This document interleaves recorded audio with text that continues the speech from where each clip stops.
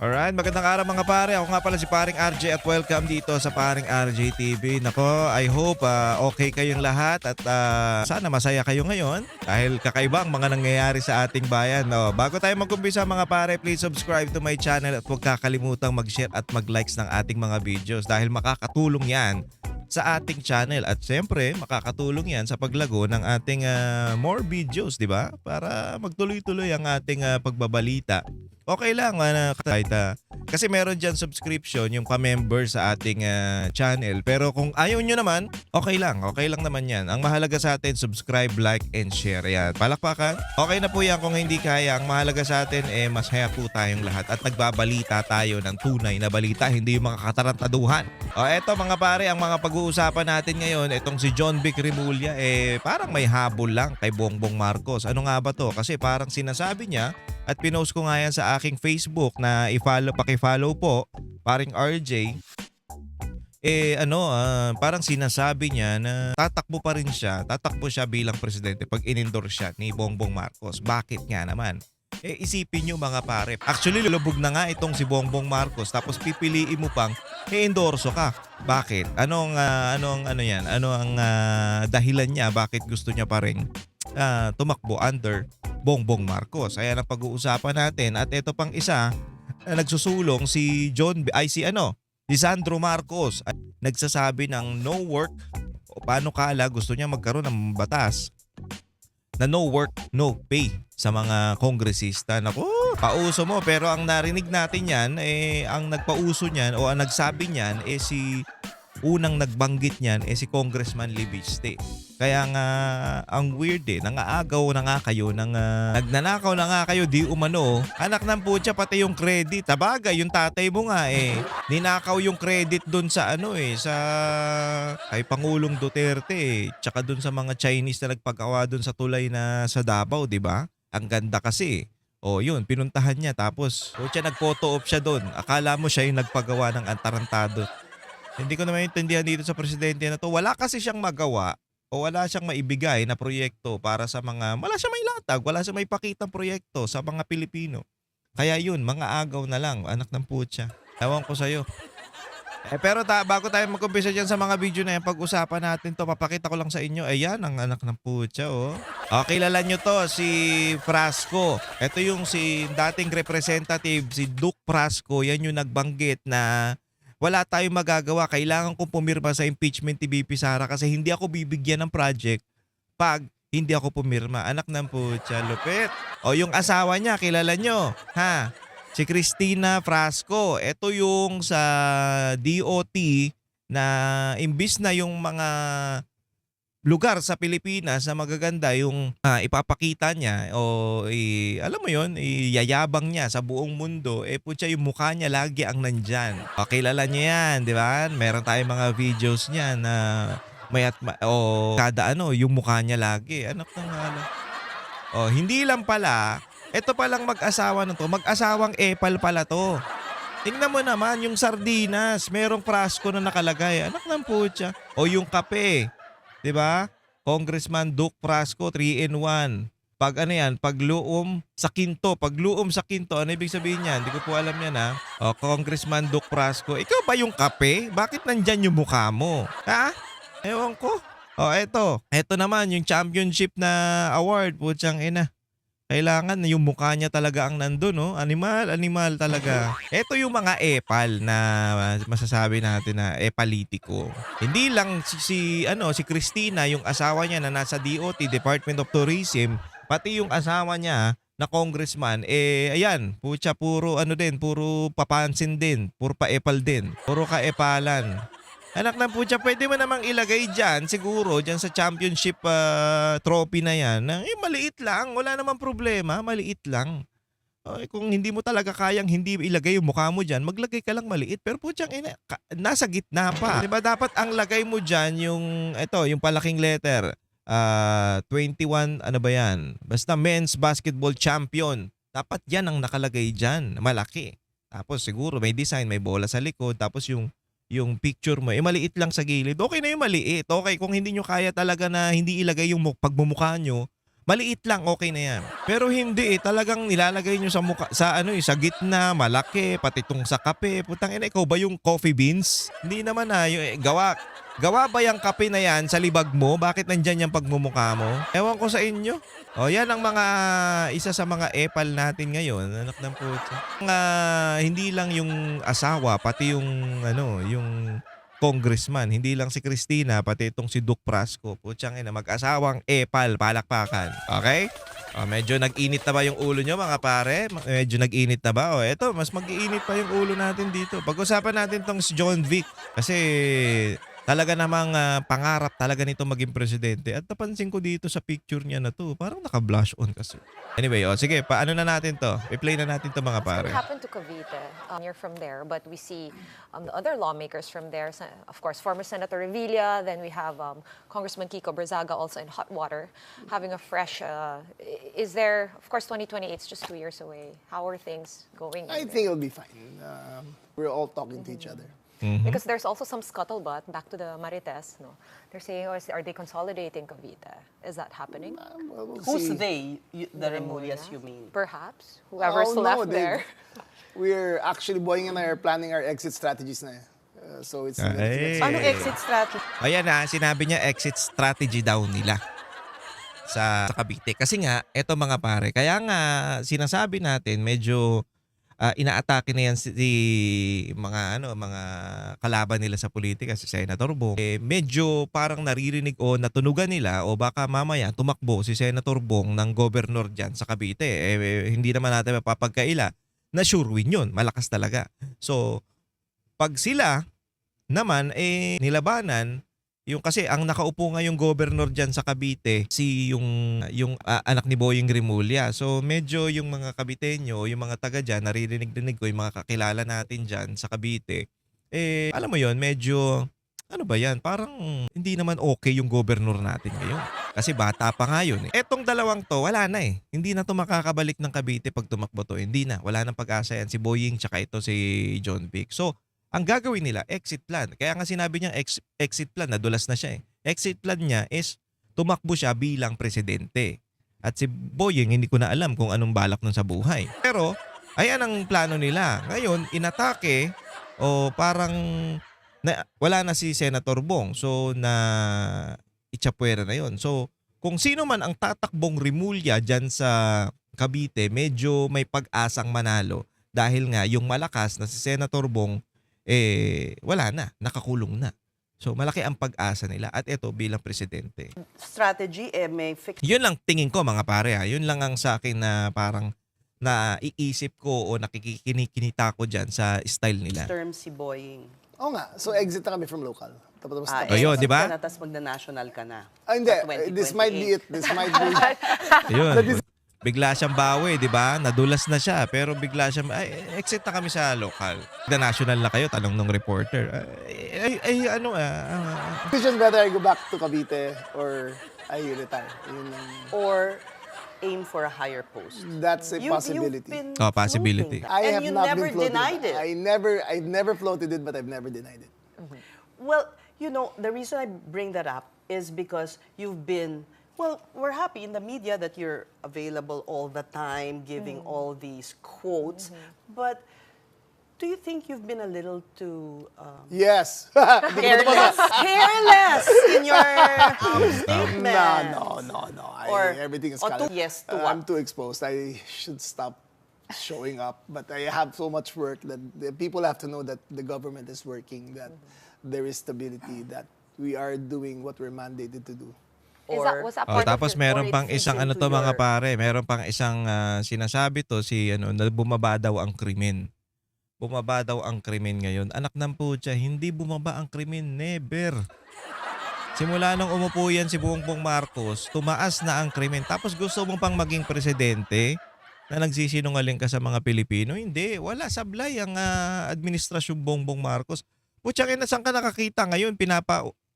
Yung rocket launcher, di ba?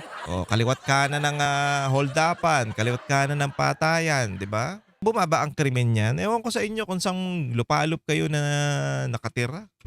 Possible Well, national. that's the least of my concerns. I think if you do a good job, it'll sell itself. What you said, Secretary, was that you have the Okay. experience, the executive experience.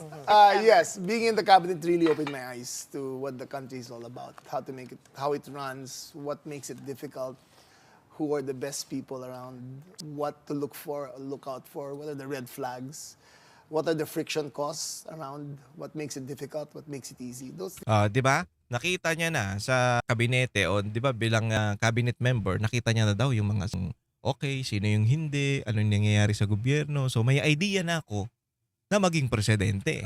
Yan yung ibig niyang sabihin. So, nakikita mo, nasa ground ka noon eh. So bilang governor. So hindi naman as mayor na talagang babang-baba na ang mayor kasi alam ang nangyayari talaga sa ground. Parang executive 'yan. So bilang governor, alam mo yung kahit papaano nangyayari sa ilalim mo sa mga Pilipino, 'di ba? Alam mo yung mga basta alam mo yung style. Pero nung pumunta ka ng executive, feeling mo dahil nandun ka na, alam mo na lahat, ganon? Kaya tatakbo ka ng presidente? Hindi eh. Alamin mo, eto nga eh, alam nitong mga to ang nangyayari sa loob ng cabinet. O alam nito ang mga nangyayari sa loob ng executive. Pero alam nyo ba yung totoong nangyayari sa ground? 'Di ba? Ayan ang kailangan yung alamin. Bumaba kayo sa ground. Alamin nyo yung mga totoong nangyayari kasi nasasabi nyo walang krimen eh. Ewan ko kung sinasabi nyo lang yan para sa ikagaganda ng administrasyong Marcos o sinasabi nyo yan dahil wala kayong alam. Diba? Yun, ganun kasimple mga pare. Nasasabi nyo yan kasi wala kayong alam o nasasabi nyo yan na okay ang pamumuno ni Bongbong Marcos dahil para sa kanya. Wala eh. Kasi kung ang tatanungin mo, kayo mga ordinaryong Pilipino na araw-araw na nagtatrabaho, nagko-commute, lumalaban sa buhay, putyang ina, masasabi talaga niya. Ayan talaga ang mga magsasabi ng walang kwenta tong presidente na to, walang kwenta tong administrasyon na to. Yun ang mga tanungin nyo. Wag yung mga cabinet member, yung mga tropa nyo na pare-parehas lang kayo mag-uutuan. things are what you learn firsthand. See, And knowing all that, it didn't scare you away. no, it's one of the most thrilling experiences you can ever have, is to serve in the cabinet. Because you're in the room where decisions are made. And showing up in that room means a lot. Even just listening means a lot. Did your being in the cabinet, has it increased the chances or the openness of your mind to a possible run in 2020? It's always been open. I cannot Ayun. lie to you. But whether or not I will is the question. So. You did Fair say, enough. Secretary, you have 36 years of loyalty, the Remulias to the Marcoses. More than already, 40 years. 40 years na. 4 86 decades. eh. No, 79 pa kami magkasama. So more than. Would an endorsement Loyal? of President Teka na, Marcos balimbing ka for nga eh. 2020? I will not run if he doesn't endorse me. O yun. Ooh, that's Thing for you. I will not run if he doesn't endorse me. O bakit? Pag hindi niya in-endorse, si Remulla, sabi niya, pag hindi ako in-endorse ni Bongbong Marcos, hindi ako tatakbo. Bakit? Ito yan mga pare. Kasi ang makinarya ngayon, kahit sabihin mo na walang kwenta talaga itong si Bongbong Marcos, alam naman natin. Pero pag nag-endorse siya ng presidente, for example, ito nga, pag in-endorse, o nyari ako si Remulla, pag in-endorse ako ni Marcos, meron akong kahit papanong percentage na makadikit sa, alam mo yon, sa presidente, for example, ang kalaban niya si Vice President Sara Duterte. Kahit papaano meron akong pag-asang dumikit. Ako ang bet ng administrasyon ngayon. So, yung pera, yung resources, nasa kanila ngayon. So, panalo siya. Hindi ko sinasabing gano'n ha. Pwedeng gano'n ang nasa isip niya. Pero, posible na gano'n ang mangyari. Manalo-matalo, nasa kanyang ang resources, ang pera nasa kanya. So, okay lang. Kaya nga sabi niya, kung hindi ako i-endorse ni Marcos, ano bang gagawin ko? Bakit ako tatakbo? Hindi ko nasasayangin yung panahon ko. Parang ganito hindi na niya sasayangin yung panahon niya o yung pagtakbo niya kung wala rin naman siya makukuha. Kaya nga sinabi nila dito dahil ba nasa kanila ang makinarya, machinery, money, di ba? ooh, that's new. with its negative ratings, how Ngayon. can that Puta. Isa pa yan. Tangina, sinong tanga ang tatakbo sa under Bongbong Marcos administration kung alam mo nang negative lubog na nga sa Kumunoy? 'Di ba? Hindi ka tatakbo diyan kung alam mong mayroong kapag-asa, wala nga siyang pag-asa. So, ang nakikita natin na gustong mangyari o yung tinatawag natin na habol nito ni Remulla sa administrasyong Bongbong Marcos nga yung makinarya. At syempre yung yung resources. Yan lang yan kasi kung alam mong wala nang pag-asa to, bakit pa ako tatakbo diyan kung gusto ko lang namang manalo? Tuwin manalo ako, panalo ako. Talo ako, panalo pa rin ako kasi yung makinarya at yung pera nasa akin. it's I the, serve ano, at it's a family thing, it's the network, confidence thing. it's the machinery. No, you're so cynical. Try to be positive. We're here trying to paint a rosy I've been picture. in- O tiyan na na siya dun nahuli na siya dun You're pwede ba tayo maging positive lang muna dito? Butya, binawi, di ba? ewan ko sa'yo. Whatever I I've say, been you're in always this chair you're and- incredible. You're incredulous right away. Incredulous. I'm Well, because trying to you- talk in poetry. You beat me up with prose. Diba? So would it be safe to say if That you was get poetry. so if you get the BBM, Ayun na. it'll increase your Let's not go there. Oh, speculate. Huli, di ba? Sabi nung anong sinasabi nung interview? Alam mo nang bagsak. Bakit ka pa tatakbo under Bongbong Marcos? Dahil ba to sa makinarya? Dahil ba to sa resources, sa money? You're so dali siya di ba? Dali ka doon, boy. Kaya nga, wag tayo pumunta dyan. Wag natin puntahan yan. Wag tayo. Sige. Good work will always sell Pakawalan na itself. natin si Secretary. Kasi Boom! Barang neneng biyang kanyang katawan. So nakita natin, di ba, mga pare? Hindi ka tatakbo ng presidente under Bongbong Marcos para lang manalo. Tatakbo ka dahil may habol ka. At kayo na ang mag-isip, mga pare, o kayo na ang magbahala sa buhay nyo kung ano yung sa tingin yung habol nito ni Remulla kay Bongbong Marcos. Kasi for example, si Pangulong Duterte, di ba nakita nyo si Bongbong Marcos? Kaya nga siya tumakbo, pinipilit niyang tumakbo under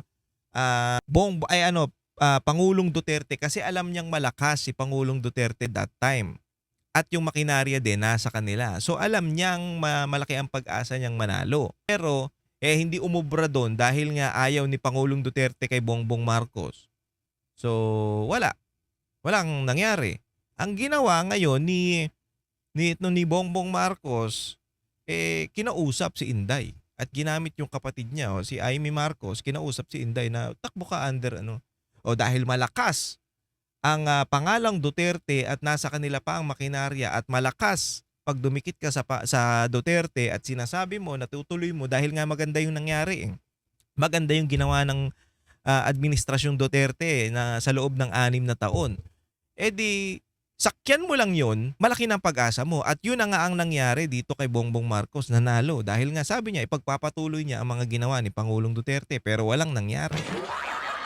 Ngayon, kung ganun, pipilitin mo talagang lumapit at i-endorse ka nung Pangulo na magaling. Pero this time, si Remulla, negative na nga yan, lubog na nga yan Kaya nga tinatanong ng reporter, lubog na nga yan, bakit gusto mo pa rin tumakbo under Bongbong Marcos? Dahil ba to sa machinery? Dahil ba to sa makinarya? Dahil ba to sa resources? Tapos bigla siyang bawi. Huwag tayo pumunta dyan. Kita nyo? So, iba ang habol. Hindi habol ni John Vic Remulla na manalo under Bongbong Marcos. Kasi laglag na nga. Wala siyang pag-asa dyan. Kaya ang gusto niyang mangyari, kayo na bahala mag-isip. Anyway, mga pare, ito. Next video tayo. Kung Ellie, baka we can get your thoughts na rin dito sa proposed bill ni Congressman Sandro Marcos naman na no work, no pay daw sa mga lawmakers. Ano po ba ang posisyon niyo doon? We fully support the presidential son. Actually, yan. Yung gusto ni Sandro Marcos, yung sinabi niya, no work, no pay. Doon sa mga lawmakers o mga kongresista, basta lahat, kahit sino. Para hindi naman unfair doon sa mga talagang pumapasok. Pero matagal na usapin yan ha. Medyo maraming kukontra dyan at hindi matutuloy yan dahil nga may maraming absenero dyan. Now, maganda. Pero meron na kasing unang nagsabi niyan si Lian Libiste, sinabi niya, ang gusto ko pong mangyari, di ba in-interview pa nga namin yan sa Vox Populi, na ang gusto ko mangyari, no work, no pay talaga. Kasi maraming mga kongresista at nakita ko by myself na maraming kongresista na hindi pumapasok. Makikita mo lang pag may botohan. Oh. Yun. Di ba? Ganun kasimple. Siya ang unang nagbanggit niyan. Ngayon, aagawin ito ni Sandro Marcos na siya na ang parang bida. Ang inanton talaga mga Marcos na to, ang hilig mang agaw ng credit, ano? Okay yan, walang problema dyan. Pero sana naman, ibigay natin yung credit sa tamang nakaisip. And our majority floor leader, napakaganda po ng panukalang batas ni Representative Sandro Marcos. It's high time that we introduce such reform in Congress. Alam niyo, sa totoo lang, dapat automatic na yan. Pag no work, no pay ka. Kasi ang mga manggagawa sa pribadong sektor, pag di pumasok, walang sahod. Pag na-late, bawas. Pag nag-OT, kadalasan nga, wala ngang OT pay. What makes us so special? Yan yung binabanggit ko Ano bang espesyal sa mga congressman? And this will address the problem, the long-standing problem of absenteeism. Wag na tayo maglokohan. Ang daming mga absenerong mga congressman at yan, mga diba? senador ni hindi mo makita yung kanilang anino sa plenary for such a long time, and then kapag malapit na magtapos yung termino, doon na lang magpapakita. So this is a disservice. Yung ganitong sistema is a disservice to the Filipino workers and the taxpayers.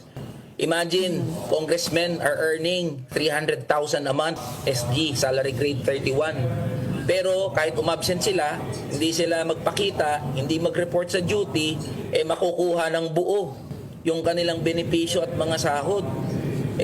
Hindi ba napakapangit naman na mensahe yun sa mga manggagawa? So kaya itong no work, no pay na panukalang batas ni Representative Sandro Marcos is a good step, especially at this point in time na yung institusyon namin ay napakababa ng tiwala ng mga tao sa Kongreso.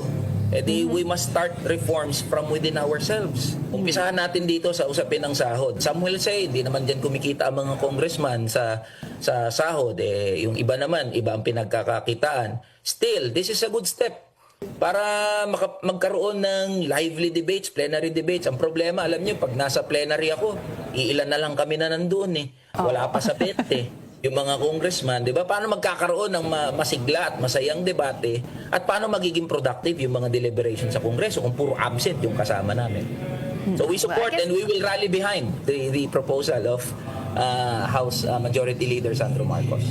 Okay nga yan. Sinabi ko nga okay yan. Pero dapat ibigay natin yung credit sa unang nagsabi niyan o unang nagsalita niyan, si Lian Libiste nga. O tsang ina, narinig lang siguro nito ni Sandro Marcos. Sa tingin nyo, talagang naisip niya yan? Well, takina mo. Meron kang meron kang allocation Pero hindi niya inaamin.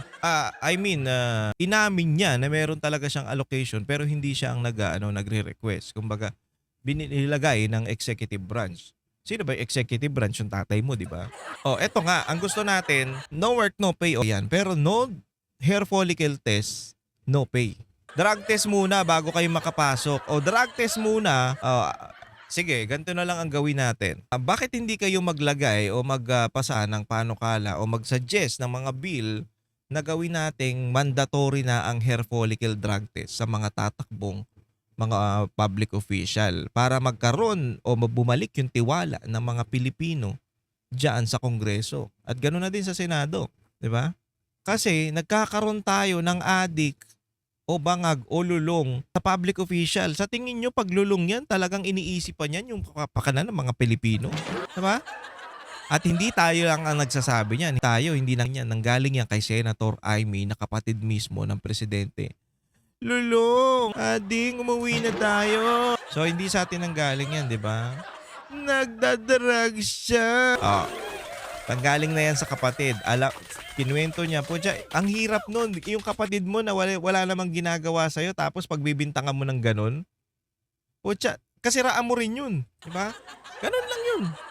Putang ina, Marcos din ako O kung may problema yung kapatid mo, hindi mo na ipupubliko. Kumbaga, kung meron kayong away, kung yung kapatid mo abnormal, bakit mo pa sa public? Abnormal yan. Hindi, sa pamilya na lang yan. Pero nga this time, mahirap yan kay Senator Amy na magbanggit. Lulong, Alam ko na nagdadrag siya. So yun, kayo na lang mag-isip kung ano talaga. Anyway mga pare, maraming salamat po sa pagsama sa akin. Hanggang dito na lang muna ang ating videos. Kung nagustuhan nyo po, please subscribe to my channel at huwag kakalimutan mag-share at mag-likes ng ating mga videos. Paki-follow po ang aking paring RJ sa Facebook, paring RJ TV sa YouTube at paring RJ Banatero sa TikTok. Maraming salamat mga pare. Meron tayong Facebook page na Banateros 2.0 SMNI DZAR 1026 Vox Populi, ang boses ng bayan. Every Saturday yan, 6 to 9 p.m. Anyway mga pare, maraming salamat po muli sa inyong lahat. Ingat po kayong lahat and God bless you all. Ako po si paring RJ.